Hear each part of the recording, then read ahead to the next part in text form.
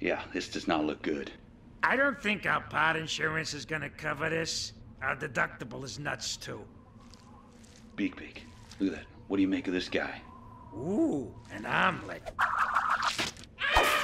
Ooh.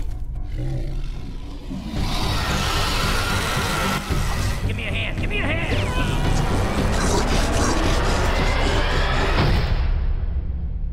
Greetings Game Watchers, I'm Chris Capel and I'm here to introduce you to a very special alien prison.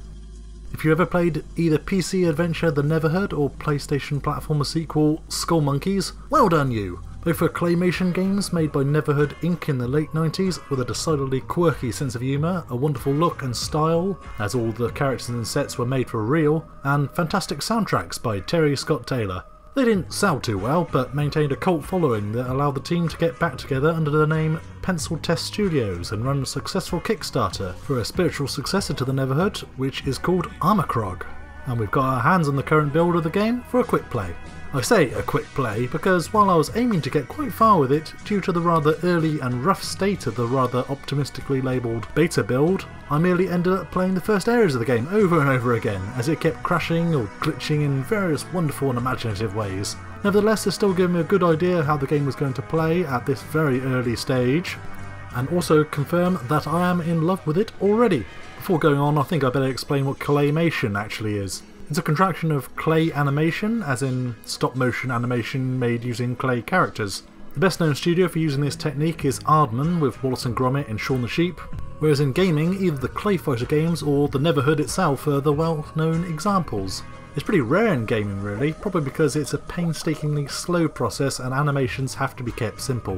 When it works however, it looks lovely and unique. After crash landing on a strange planet, lanky space explorer Tommyknot and his friend and sidekick Beak find themselves immediately in a bad position. Their ship is totaled, the planet's not on any charts, and a giant monster with a tongue like a fishing rod wants to eat Tommyknot. They barely manage to escape from this beast to the safety of a nearby structure, but unfortunately this building turns out to be the weird prison known as Armikrog, and they have to solve quite a few puzzles just to get out again, to say nothing of defeating the monster and getting off this planet. In any other game, Tommyknot will be a huge space marine, and even in a wacky Daedalic adventure there'll be elements of realism and mature storytelling. Armikrog, however, is more like a Saturday Kids cartoon. And yes, I realise those particular things don't exist anymore. The Claymation style is beautiful and works well with Earthworm Jim designer Doug Ten Nepal's cartoony character designs, all long limbs and big mouths. The opening monster is both scary and a delight.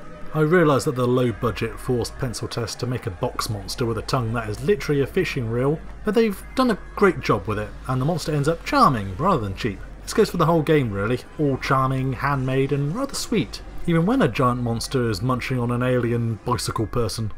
What I particularly liked about the demo was that every room had something really interesting in it, such as a ghost with some helpful advice, a rather aggravated octopus elevator, or a giant glass bell blocking your access to some controls you dearly need. Just looking out the window at the start of the game reveals a load of funny animations involving the fishing reel monster, and you have to keep using the same window to see them all. It's worth it, trust me. I can see Armikrog being a game that keeps people playing just to see the crazy thing happening in the next room.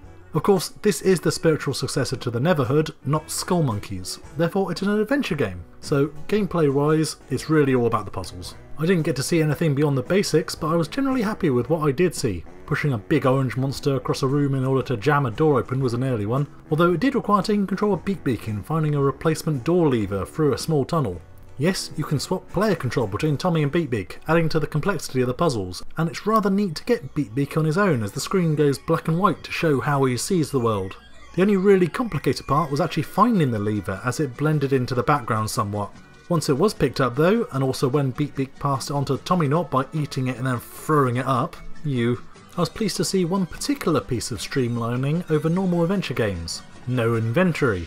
Tommy and Beak just pick things up and then would immediately use the correct item when I clicked the appropriate place, i.e. the lever in the lever slot. I have no idea if this will change in the final version of the game, but if it means fully concentrating on Armikrog's seemingly mind-bending puzzles, then I'm all for it. I say seemingly mostly based on how maddening the Neverhoods could be. Last but not least, the audio is shaping up to be one of the best things about Armikrog, and I'm only disappointed that there wasn't more of it in the preview build. The sound effects were lovely of course, but I'm talking voice acting and music here. The soundtrack by Terry Scott Taylor is much like his scores for the Neverhood and Skull Monkeys, which equates to catchy, upbeat, and frickin' awesome. The two main voice actors are Michael J. Nelson and Mystery Science Theatre 3000, playing Tommy Naught, and veteran cartoon actor Rob Paulson, best known as two-thirds of the Animaniacs and the original animated Raphael in Teenage Mutant Ninja Turtles, as Beak Beak. Both are great, and I'm hoping they're not just relegated to video sequences as they are right now, since I'll want to hear some witty chatter as I explore Armikrog Prison. If I did a list of my most anticipated indie games, and I have, Armikrog would be high on there. Some are around Pillars of Eternity and Kingdom Come Deliverance. The lovely Claymation graphic style, cute writing and scintillating audio have already won me over, and that's before I even find out whether the puzzles are any good or not. Personally, I know if it's as good as the Neverhood, I'll be happy, and I'll buy it for the soundtrack alone. Armikrog is currently sitting on a general 2015 release date, and hopefully it'll be this spring, as the last estimate was late 2014. I'm twiddling my plasticine thumbs in anticipation. Thanks for watching guys, I've been Chris Capel, and you can check out more on Armikrog at GameWatcher.com.